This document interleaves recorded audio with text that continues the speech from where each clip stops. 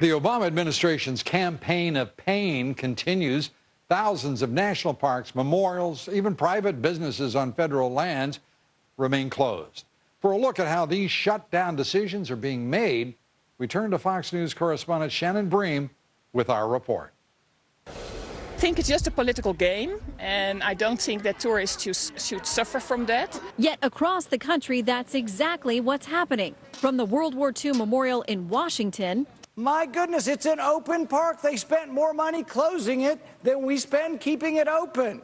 To the Grand Canyon out west, where visitors have been issued citations requiring them to appear in federal court, where they're likely to be fined $50 for entering the property during the shutdown. It's not up to my discretion to open the gates. It is a federal appropriations issue. At Yellowstone National Park, visitors staying in the Old Faithful Inn say their hotel was barricaded and park personnel with guns were stationed at the doors. From Tuesday on, any park ranger I saw was carrying a gun. Federal agencies do have some discretion when it comes to making spending decisions based on federal laws and administrative guidance, like this September 17th memo from Sylvia Burwell, director of the Office of Management and Budget.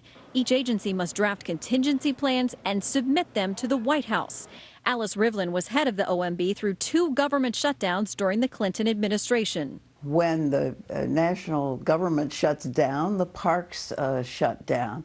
And it's a judgment call, I think, at the park level exactly what that means. The Washington Times quoted an unnamed Park Service ranger in D.C. who reportedly said, quote, "We've been told to make life as difficult for people as we can." It's nonsensical, some of the things that they're choosing to close and shut down and those things that they are choosing to keep open. Like the exclusive gyms for lawmakers on Capitol Hill, which are funded in part by dues.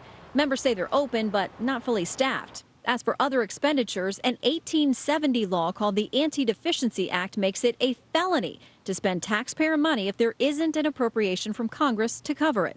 Regardless of the numerous restrictions, there are expenditures that legally must continue, like Social Security checks to seniors, unemployment benefits, and food stamps. Neither the OMB nor the Park Service responded to our request for a comment. The House Oversight Committee says it's looking for answers too, and as announced, it will hold a hearing next Wednesday called As Difficult as Possible, the National Park Service's implementation of the government shutdown. Lou? Shannon, thank you. Shannon Bream.